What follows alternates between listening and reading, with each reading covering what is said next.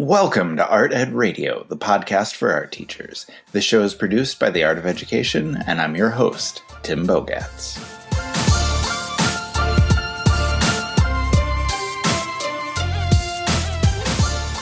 We're going to delve into the topic of art clubs today, and more importantly, the question of why art clubs disappear. It's a far too common occurrence. We start out excited, kids and teachers alike, and at the beginning, everything is wonderful. But slowly, over time, the excitement starts to fade, and sometimes, unfortunately, the art club itself fades as well. But what can we do to keep our art clubs alive? What can we do to make them active and thriving?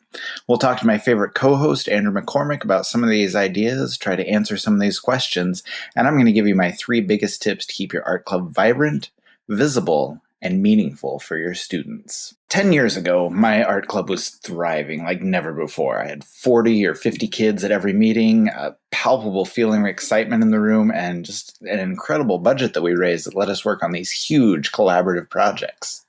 Okay, but if you fast forward to this year, there's still a handful of dedicated kids that are running the show, planning great projects, doing wonderful things, but it's definitely not the same. The energy, the life, the excitement, it's lacking. Okay, it's been kind of a slow decline, but that's how these things happen. That's how art clubs disappear. Okay, first, you have fewer kids showing up to the meetings, and it's a relief, honestly. Okay, you can take a breath, you can relax. Okay, but then even fewer students are showing up, and then your budget gets cut a little bit, and then all of a sudden they say, oh, hey, school budgets are getting cut, you're getting paid less to do, everything that you've been doing. You're losing motivation, the kids are starting to lose motivation, and if you're not paying attention, you look up one day, and your art club's gone. Okay? And that is what we need to avoid.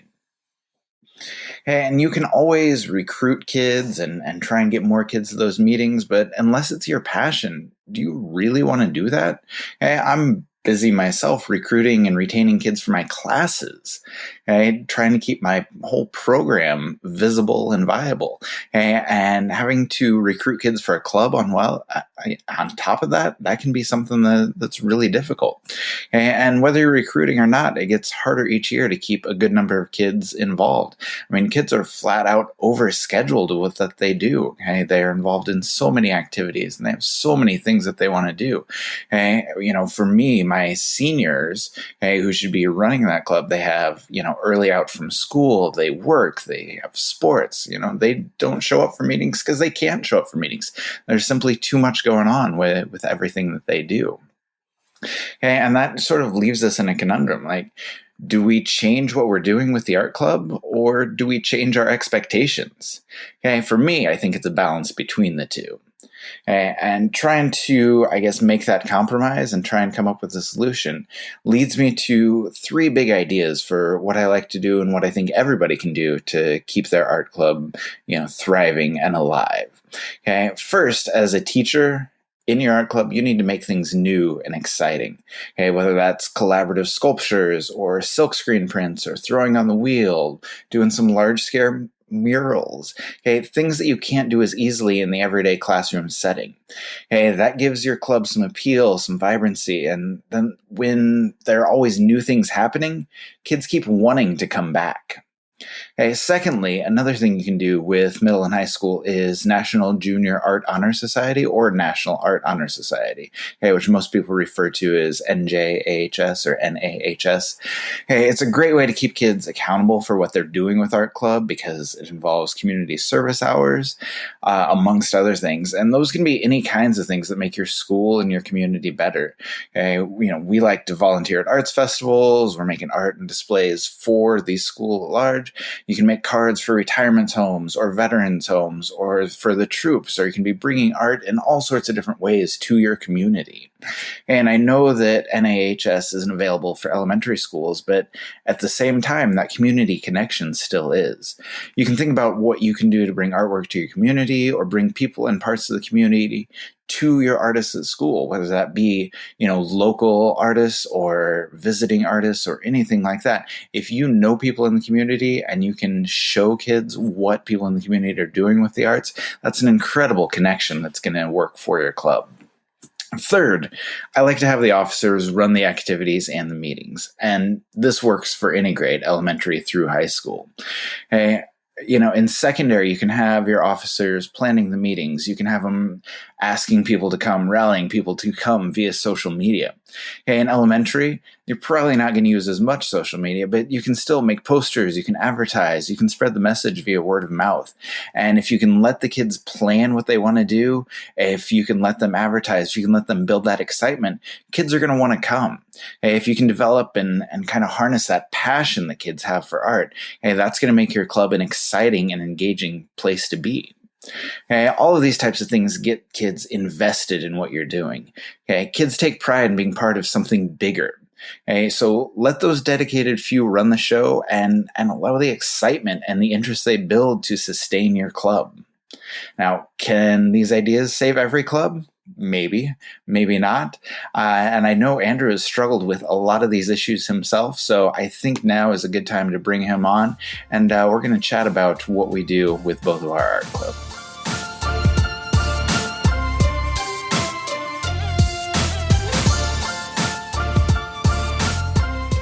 Andrew, welcome to the show. How are you doing? Hey, Tim. I'm doing good, man. How you doing? Good. Now, I hate to bring you on just to talk about all of our collective failures, but we're going to do it anyway. I talked in the introduction about how my art club numbers are dwindling, and I know that's kind of happened to you too. Can you talk a little bit about your experiences with running an art club? Yeah. So, I've been doing it for now kind of in different permutations and versions for, I think, 3 or 4 years. And without fail, every year, it's like the first art meeting, it's like 20 kids. Yeah. And like, there's a ton of energy, and we're going to do this and we're going to do that. And we're going to go on a field trip and we're going to raise money. And then by the time like March rolls around, it's like 3 kids or 2 kids. And it's like, what do we want to do? I want to play Minecraft on this computer. And it's like, oh my gosh. So, I think the challenge for an art teacher who runs an art club or an after school something is to like best structure your art club so that you kind of keep that momentum going. Mm-hmm. And by no means have I solved the Rubik's Cube of the art club yet, but I've definitely I'm learning a lot as I go. And I've got some things that I'm excited to try next year that I actually think will work a lot better. So you can start off really strong again and then watch it dwindle out? Is that the plan? No. So I think I can start strong, and then I know what some of the pitfalls are so that I can maybe work around them, and then find ways to have little flare-ups of activity. So, I don't know if we want to get too specific into it too quickly, but I think the idea of having a short-term big project where everyone kind of gets on board with, and then it runs its course. And then there's sort of a natural cycle. You come for a little bit and we did this great thing, and now we're done for a little bit and we can check out for a few weeks. And maybe we don't come, or maybe in those 2 weeks we plan the next big thing, and not everyone needs to come. And then there's sort of a launch of the next big thing. So it's almost like you're having multiple that first month meeting where everyone's excited spread throughout the year, if that makes any sense. Mm-hmm. Yeah. And, that's something I talked about in the intro, was just trying to keep that excitement going with all kinds of different projects, because I think a lot of times teachers run into this idea where they're like, oh, we're going to paint this giant mural. It's going to be spectacular. And it's really cool for about 2 months. And then all of a sudden you look up and you're only a third done. Yeah. And, kids just lose interest in that. And so those things can be really cool, but you need to, I guess, how do I want to say this? Change what you're doing every so often just to kind of keep that excitement going. So I really like that idea. Yeah, for sure. I feel like I've got an internal clock with just my normal middle school art classes. It's if we've been doing something for 3 weeks, we're doing something wrong. Because, the kids are getting kind of burnout. I'm maybe feeling a little burnout. And I think with an art club, it feels like it's a month. For me, and I teach younger students, 8th and 9th grade. If we were doing something for more than 4 weeks a month as an art club, it's time to move on. So I've been trying to think deliberately about month-long challenges with maybe a little bit of downtime while we plan the next big thing and then promote it and then kind of get it off the ground again, so that it's not just like this kind of ongoing slog. My problem has been a little bit different than yours. I'll have students who are really, really passionate and really interested, and they'll come in one day and they'll say, let's do this. And, you get 16, 15 kids just super ramped up. And then those two students who were super excited about the idea to start with, they never come back again.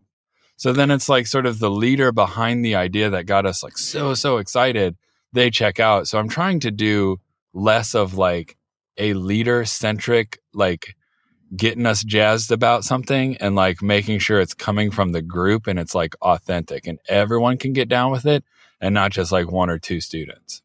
Yeah, and I think actually that's something I wanted to talk about a little bit later, but you can mess up my schedule here. We'll go to it now. Oh, no problem. No, it's fine. But, I mentioned about letting kids kind of decide what's happening, letting them do the planning for the meetings. And a lot of times they have that excitement. And even if it does kind of come from the group, they don't always follow through with that. So I guess, if you do turn it over to the kids, how do you keep them accountable for that? Is it a matter of just making sure it doesn't go on too long, or do you have other ways of kind of keeping them accountable for what they want to do? Well, I mean, I think our job as art club people is to be advisors. And when they say, we're going to make a giant catapult and it's going to launch a piano into the practice field and it'll be a STEM project, and like, wait a second. Yeah, that's not going to work. Let's scale this down a little bit. Let's make it be a little bit more rational and reasonable. And I mean, our job is then to kind of be kind of like a diplomat, and say like, how can we do something that's feasible and also has everyone into it, and it doesn't just feel like one or two students kind of going off on their own. That I think can actually be a real sort of like art club killer where you have, three different directions you're going. And then it's like, well, there's not enough energy for any one of those directions to kind of come to fruition. And then when students kind of see like, what the heck are we doing? Then they stop coming. And then once they stop coming and there's only like a handful left, kids kind of look around. They're like, well, why are we like the only 3 or 4 kids here anymore? And then they just stop. So that's why I think, yeah, as a diplomat, you kind of get that one big project.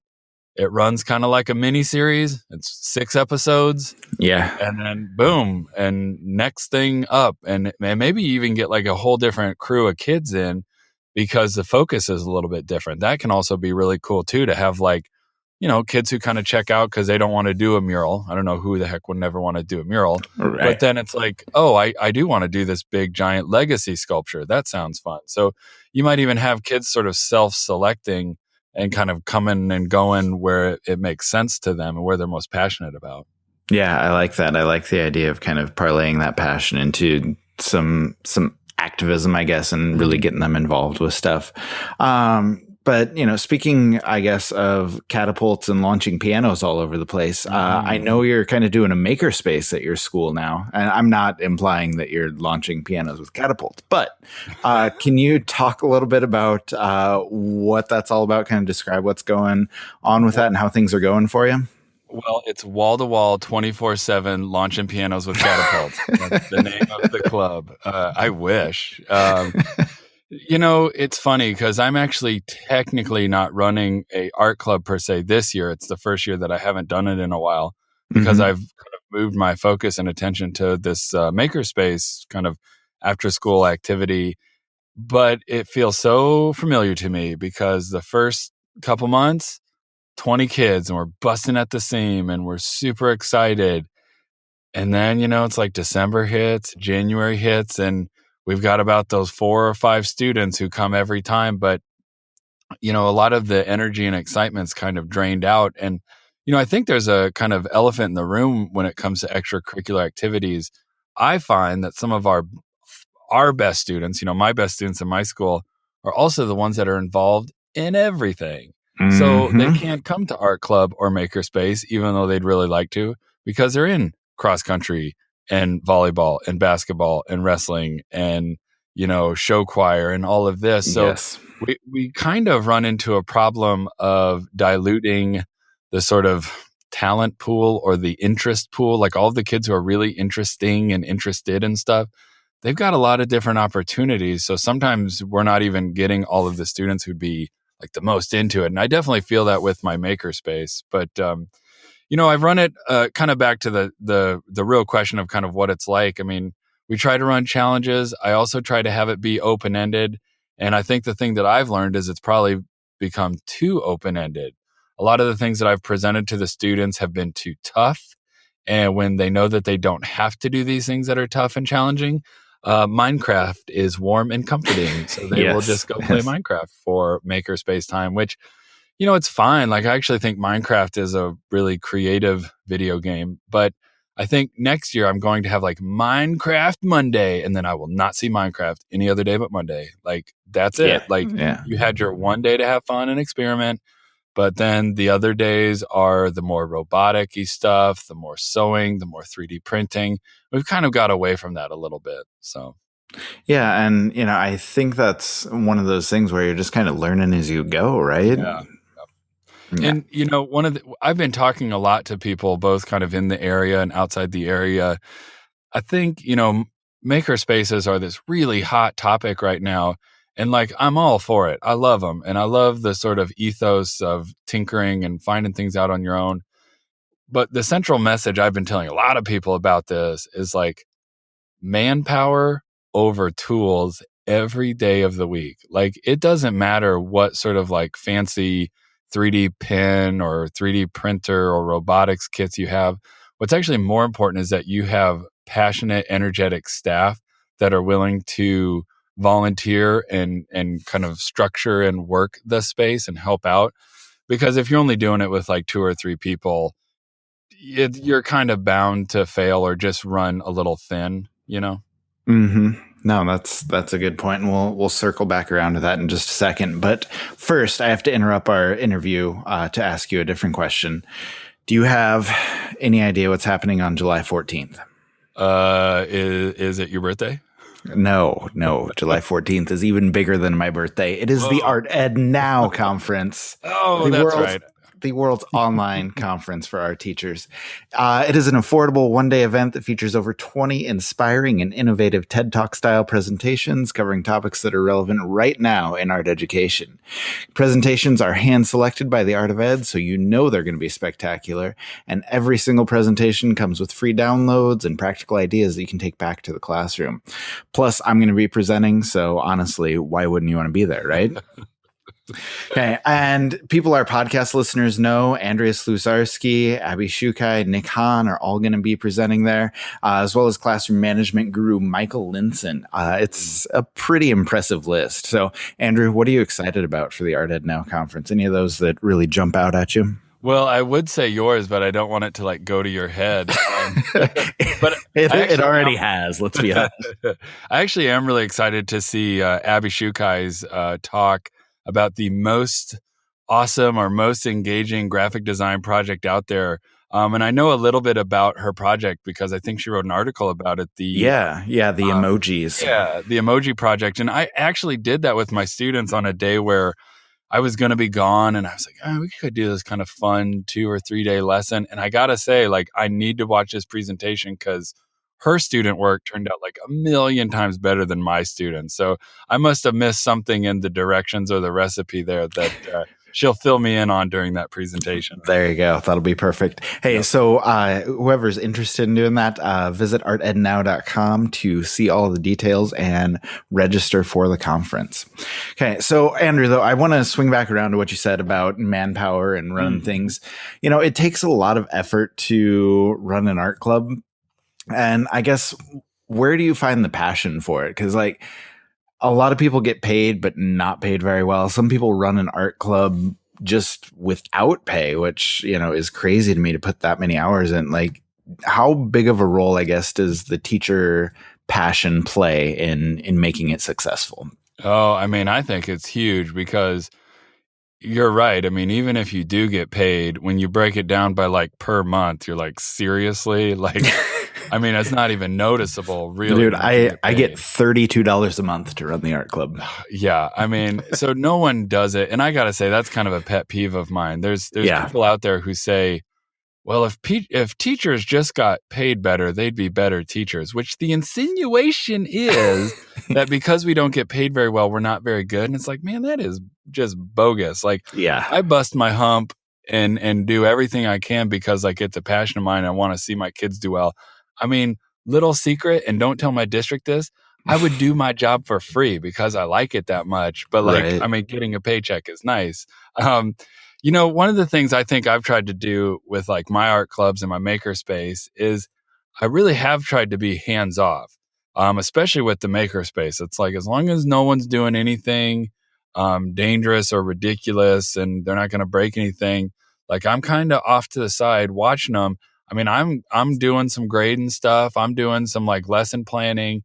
So I mean, I'm actually able to kind of double dip a little bit. I mean, it's not like I'm in there for an hour just like knee deep in it the entire time. So I think that's one way. I think the other really great way, you know, when I've had projects that have really, really clicked with my art clubs, it's because I've involved volunteer people from out in the community.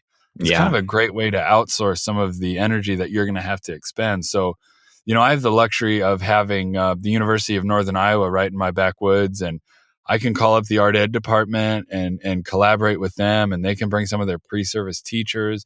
So people out there that have something like that, whether it's an art center or an art group or a university, like that's a great resource to have some of the energy spread sort of amongst multiple people. Yes, very true. And actually, I think that is the perfect place to wrap this up because I talked about in the intro just so much about bringing the community in or taking artwork to the community. And like you said, that energy between the two is such a big deal. So I think that's a great point for people to take home. Yeah, So, and I mean, we got to realize we can't do it all and we shouldn't do it all. Like when we incorporate other people, like it's going to work better, more ideas and all that stuff. So exactly.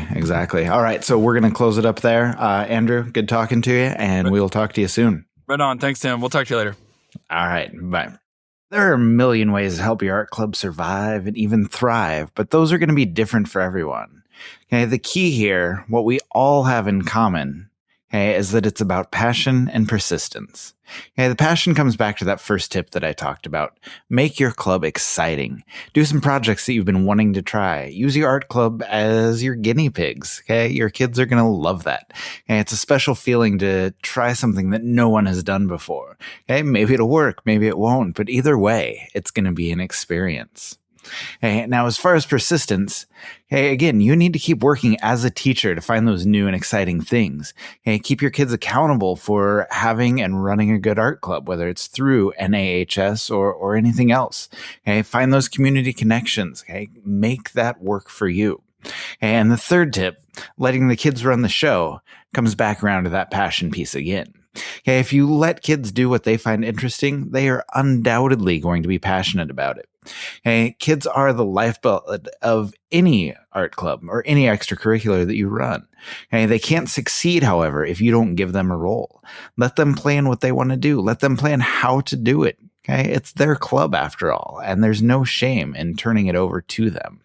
Allow kids to run the show and allow them to take pride in being part of something that's bigger than themselves.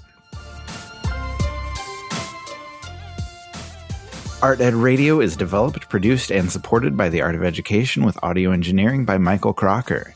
Thank you to all of you that have subscribed to the show, and we appreciate all the comments we've received on iTunes because we're always looking to get better. Hit up artedradio.com where you can find this and every episode and some great extra reads and resources for your classrooms. New episodes are released every Tuesday, so look for us then.